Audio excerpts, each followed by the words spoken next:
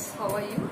Today we are starting once again our remaining content, that is subject political science, and our topic is topic number 2, freedom.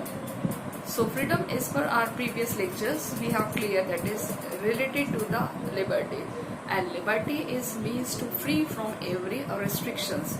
But in some places we can say that restriction is the compulsory, because without restrictions, without the constraints, a person would completely free and it will be harmful for the society, for our constitution and for our human society. It is compulsory to there should be restrictions on over the persons individually or the group. So as per we can imagine that a person, there is a no restriction on over the society, or he will live in this society. So what will the behave of the person?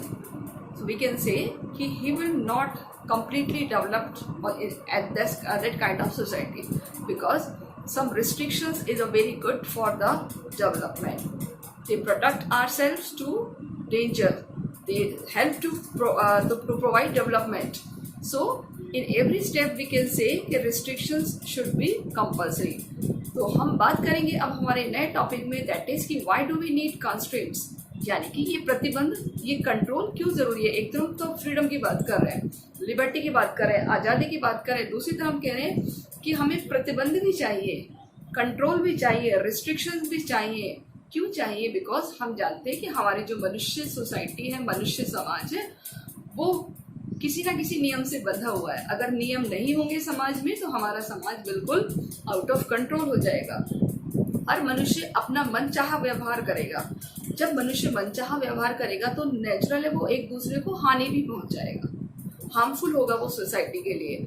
मनमानी करेगा, कोई रोकने वाला नहीं है, कोई rules regulation नहीं जो उसके ऊपर कंट्रोल कर सके, तो नो डाउट वो बेलगाम हो जाएगा. और ऐसा मनुष्य, ऐसा इंसान समाज के लिए बहुत ज़्यादा खतरनाक होता है. तो इसीलिए उसके जो भी वो काम करेगा वो खुद के भले के लिए करेगा, किसी और का नहीं सोचेगा. तो जब हम खुद का भला सोचते हैं तो नो डाउट हमारे लिए वो चीज़ सोसाइटी के लिए बहुत डेंजर हो जाती है. सो इस सेगमेंट में, in this topic we will see about the why do we need the constraints, means कि हमें नियंत्रण की आवश्यकता क्यों है. So let we start our today's topic.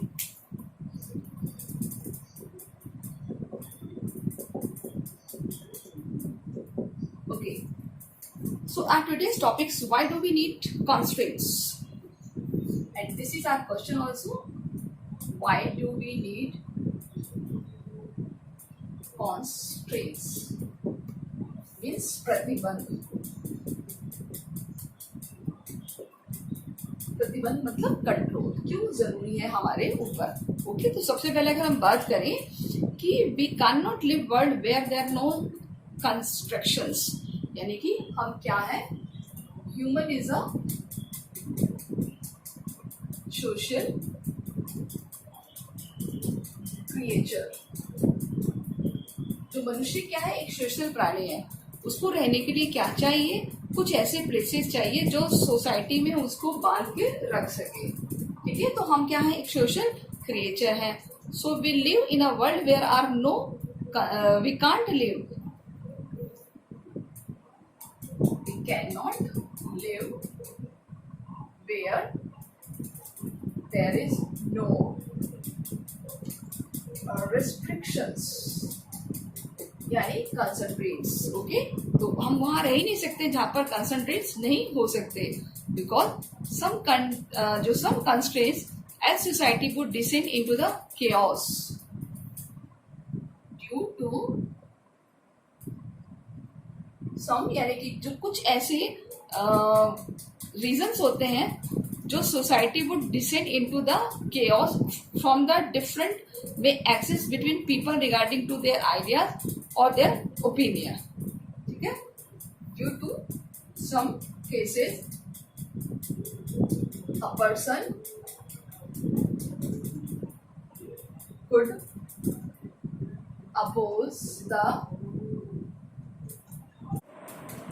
So in this case कि the some cases a person could oppose the rules of the society, कि कुछ केसेस में ऐसा भी हो सकता है कि कोई पर्सन सोसाइटी के रूल्स को अपोज कर सकता है।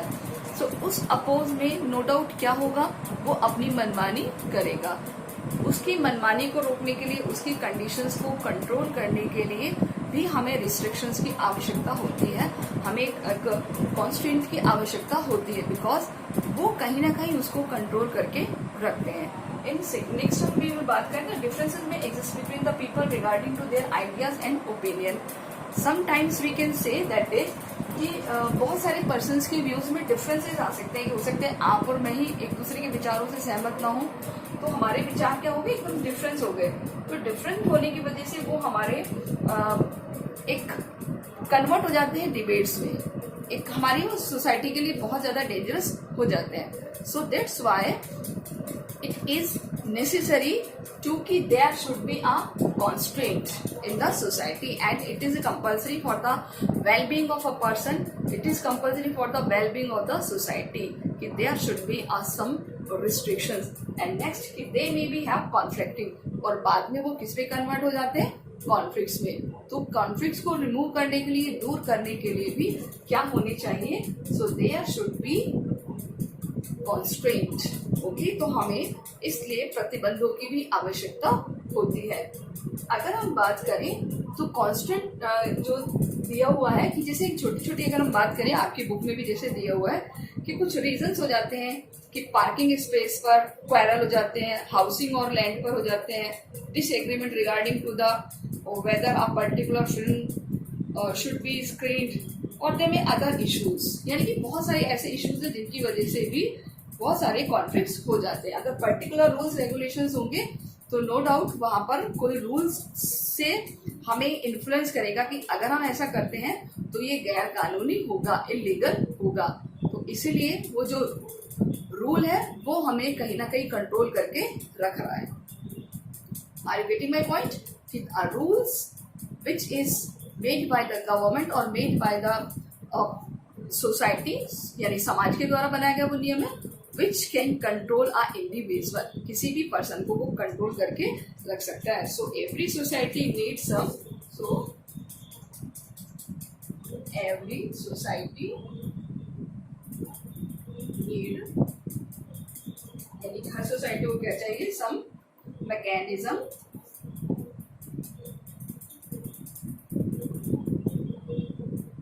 टू कंट्रोल वायलेंस, यानी कि इसलिए वायलेंस को कंट्रोल करने के लिए, वायलेंस एंड सेटल डिस्प्यूट्स, यानी कि डिस्प्यूट्स को सोल्व करने के लिए, वायलेंस को रिमूव करने के लिए नो डाउट हर सोसाइटी को क्या चाहिए, कहीं ना कहीं ऐसा कंट्रोल्स का सिस्टम होना चाहिए। So no we be respect to each others view, so do not attempt to impose our views, यानी हम अगर दूसरों के विचारों की कदर करते हैं तो नो डाउट कोई दूसरा भी हमारे विचारों की कदर करेगा। So we may be able to live freely with the minimum constant, तो तभी हम, जब तक हमारे पर मिनिमम कंट्रोल नहीं होगा तब तक हम फ्रीली नहीं रह सकेंगे। ओके, तो बिल्कुल क्लियर लिखा हुआ है कि we may be able to live freely, यानी हमें अकेला रहना है, फ्री रहना है, तो हमारे पास मिनिमम कॉन्स्टेंट होने चाहिए, मिनिमम प्रतिबंध होने चाहिए। Ideally the free society would should be able to hold our view, develop and our own rules of living and purpose of the choice, यानी कि हमारे पास एक जीने का उद्देश्य होता है, चॉइस होती है, और हम अपने अकॉर्डिंग उसको सरवाइव करते हैं। Okay, so this is the question, that is कि why do we need concentrate. Clear? अभी जैसे आपको बताया कि without control human is just like a animal.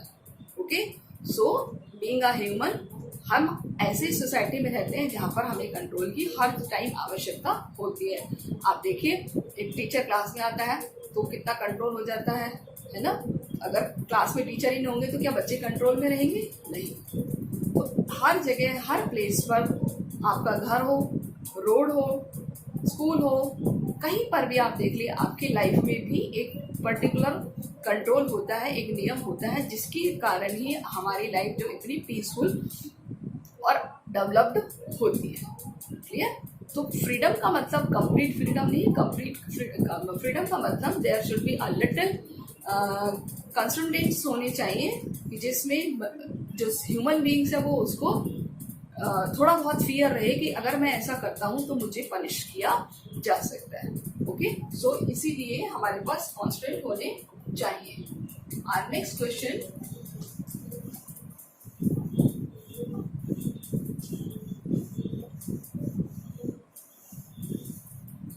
that is the harm principle.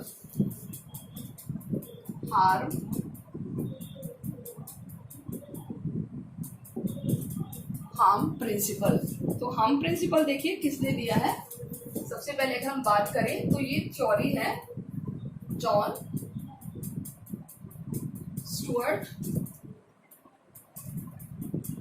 Mill, JS मिल। इन्होंने एक अपना एसे लिखा है और वो एसे है, इनके एसे का नाम है on liberty. On liberty, clear? तो इन्होंने एक एसे लिखा है और उस एसे का नाम है ऑन लिबर्टी। तो इन्होंने इसमें हार्म प्रिंसिपल में बताया कि जॉन स्टुअर्ट ने stated equality to essay on liberty in the discussion in the Mill introduce here the important distinctions. He distinguishes between self-regarding action. तो टू थ्योरीज उन्होंने बताई है, that is self regarding action, यानी जो स्वयं से होते हैं ऐसे एक्शन जो स्वयं को प्रभावित करते हैं, और दूसरे होते हैं अदर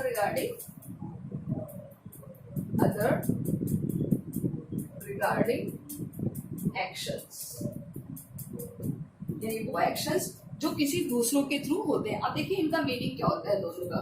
तो सबसे पहले अगर हम बात करें, those action that have consequence only for the individual, those actions that have consequences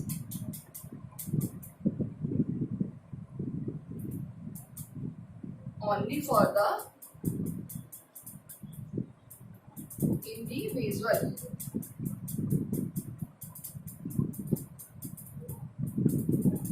and nobody else,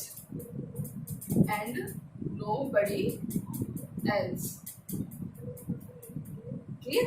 यानी कि उसमें जो पर्सन्स का एक रिजल्ट आ रहा है कि उसके वो एक्शन जिससे उसको खुद को कुछ रिजल्ट भुगतना पड़ता है, कॉन्सिक्वेंसेस यानी परिणाम, रिजल्ट यानी वो काम जिसकी वजह से वो खुद प्रभावित होता है, उसे कहते हैं सेल्फ रिगार्डिंग एक्शन। एक्शन मतलब कार्य, यानी वो कार्य जिसके करने से खुद के ऊपर प्रभाव पड़ता है, किसी दूसरे के ऊपर नहीं, यानी कि इंडिविजुअल, नोबडी एल्स, किसी और के ऊपर नहीं। अब हम बात करेंगे other regarding action, those action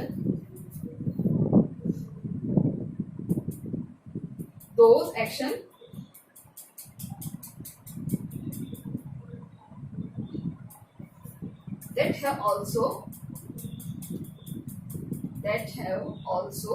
consequences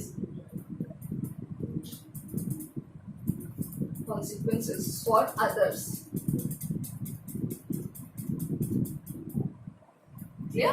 तो इट इज वेरी सिंपल कि जो किसी और के थ्रू होते हैं, that is known as the others consequences. अब हम बात करेंगे कि उन्होंने आर्ग्यू किया है कि कौन से वाले respect the choices that affect only one self और सेल्फ रिगार्डिंग एक्शन, यानी कि कौन से हैं जो उसको इफेक्ट करते हैं। तो बात करते हैं कि कुछ ऐसे एक्शन जैसे कि आई विल डू, आई लाइक, तो ये तो हैं जो ये हम खुद के थ्रू करते हैं। So that's my business, I will do, designation दी हुई है किस तरीके से कोई पर्सन अपने लिए वो चीज करता है, यानी कि मैं जो काम करूंगा उससे मेरे ऊपर क्या इफेक्ट पड़ेगा।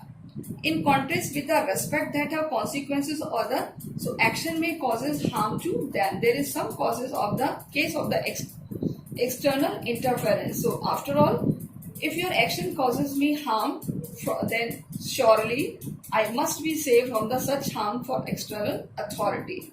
So in this case is the state which can constrain a person from acting in a way that causes harm to someone else. यानी कि अगर कोई पर्सन ऐसे काम करता है जिसका इफेक्ट किसी दूसरे पर पड़ता है तो नो डाउट वो हो गए अदर रिगार्डिंग एक्शंस.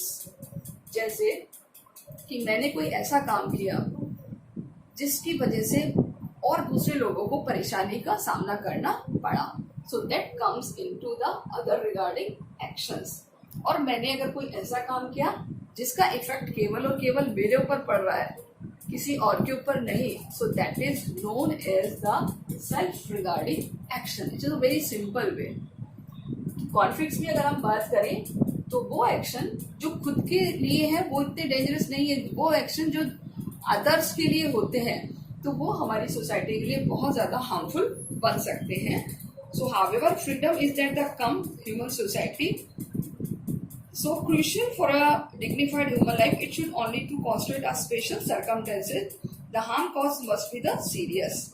यानी कि अगर कोई दूसरी की तरफ से आता है तो ये हमारे लिए एक बहुत ही सीरियस प्रॉब्लम हो जाएगी. हार्म सीरियस प्रॉब्लम, एक हार्मफुल और सीरियस प्रॉब्लम हो जाएगी. Because for minor harm will recommended only the social disapproval or not the force of law.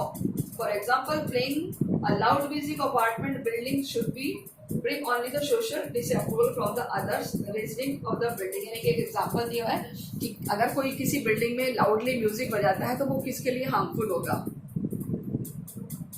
दूसरों के लिए भी होगा और खुद के लिए तो होगा ही होगा. क्यों? क्योंकि खुद के भी देखते हैं तो बहुत लाउड म्यूजिक से हमारे कानों पे डायरेक्टली इफेक्ट आता है. So it is harmful for both of person. और दूसरे लोग इससे इफेक्ट होंगे. अब सोचो अगर कंट्रोल नहीं होगा तो वो तो रेगुलर म्यूजिक को लाउडली बजाया जाएगा तो उससे कितने लोग इफेक्टेड होंगे. तो यहाँ पर एक एग्जांपल जो दिया हुआ है आपके कि दैट इज कि they should indicate to disapproval of the inconvenience that playing loud music has the caused them.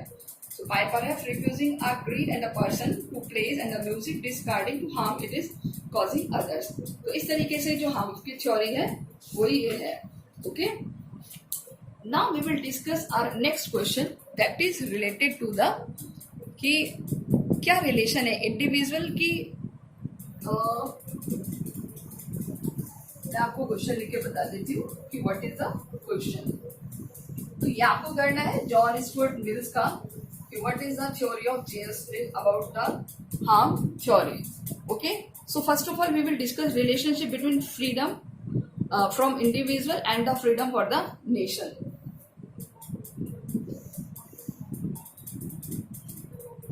Relation between freedom for individual and nation.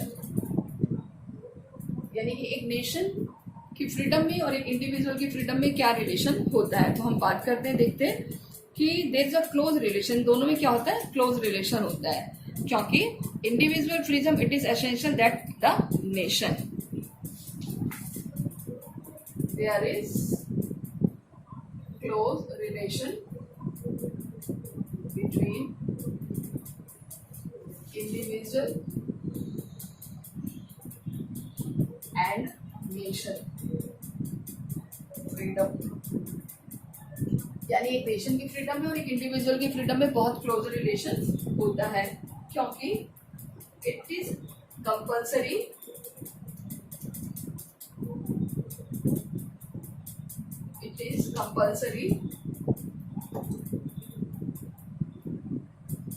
क्या है कि that the nation should enjoy freedom.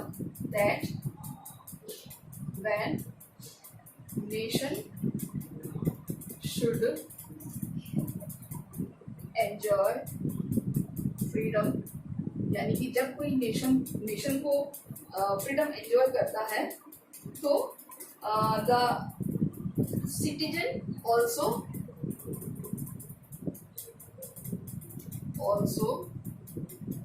enjoy the freedom.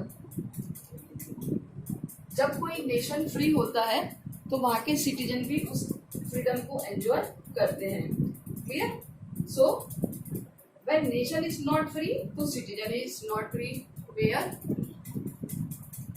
Nation is not free, जहां पर nation is not free so there is citizens also not free. यानी कि वहाँ के citizens भी कोई फ्री नहीं होंगे, यानी उनके ऊपर किसी न किसी का कंट्रोल है. तो जैसे हम एक एग्जाम्पल लें, एग्जाम्पल कि under the British rules, under the British rule के सुपरविजन में जब Indians were not enjoy, Indians were not enjoy the, यानी कि जो वहाँ के पर्सन्स थे were not enjoy the freedom and right, freedoms and rights. यानी इनको कोई अधिकार, कोई ऐसे कर्तव्य क्या है, कुछ भी फ्रीडम उनको नहीं दी गई थी. तो there were many restriction, there were many restriction, यानी कि बहुत सारे कंट्रोल थे. There were many restrictions on over the citizen. यानी उस टाइम के सिटीजन्स पर बहुत सारे कंट्रोल थे, रिस्ट्रिक्शंस थे. क्लियर? तो इस तरीके से जब कोई कंट्री फ्री होता है तो ही उसके सिटीजन्स भी फ्री होते हैं, अदरवाइज सिटीजन्स भी फ्री नहीं होते. तो यानी दोनों में बहुत क्लोज रिलेशन है. क्लियर? तो अगर हम बात करें कि किसी स्टेट को अपहोल्डिंग कैसे रखना चाहिए सिटीजन्स को, ये क्वेश्चन भी आपको नोटबुक में करना है कि what is the relation between freedom of nation और freedom of individual. Our next question था कि how state upholding freedom of citizen, यानी कि क्या कोई स्टेट अपने सिटीजन्स की फ्रीडम को अपहोल्ड करके रखता है. तो उसको हम देखते हैं. सबसे पहले बात करें कि state makes the laws. State क्या बनाता है? कानून बनाता है. That citizen have no harmful, that citizen can not harmful, यानी कि जो सिटीजन्स के लिए वो हार्मफुल नहीं हो सकते. That can not be citizen harmful for the citizens. So next में हम बात करेंगे कि these rules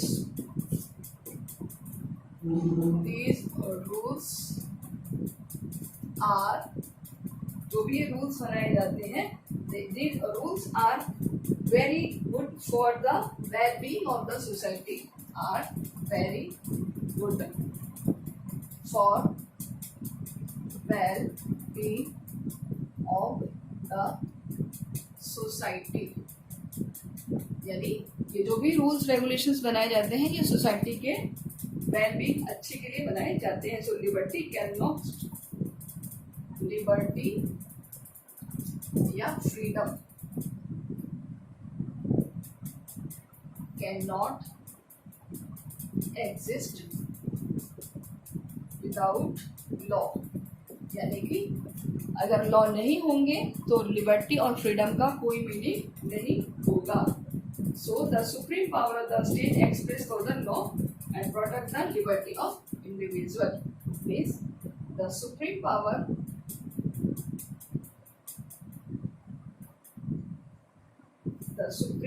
of the state, यानी कि जो स्टेट की सुप्रीम पावर है, the supreme power of state is expressed expressed through the laws. Through the laws, and law protect, and laws protect. और ये लॉ हमारे लिए क्या प्रोटेक्ट करते हैं? Law protect the liberty of individual. Protect the liberty of individual. और ये जो लॉ होते हैं ये हमारी सोसाइटी के लिए सबसे अच्छे होते हैं. Clear? So this is our topic. Next we will see about the negative and the positive effect of the freedom या लिबर्टी. तो हर पर्सन के अपने अलग अलग सोर्सेज होते हैं. सो आई थिंक जो भी ये 3-4 क्वेश्चंस कराएंगे आपको समझ में आगे होंगे. So do all these question in your notebook. Pause the video, try to understand and read it carefully, your chapter, and solve all the question in your notebook. So okay student, take care, goodbye. We will see in the next lecture. आपका next आपका history का test है next Sunday 23rd और chapter number 7, changing the culture.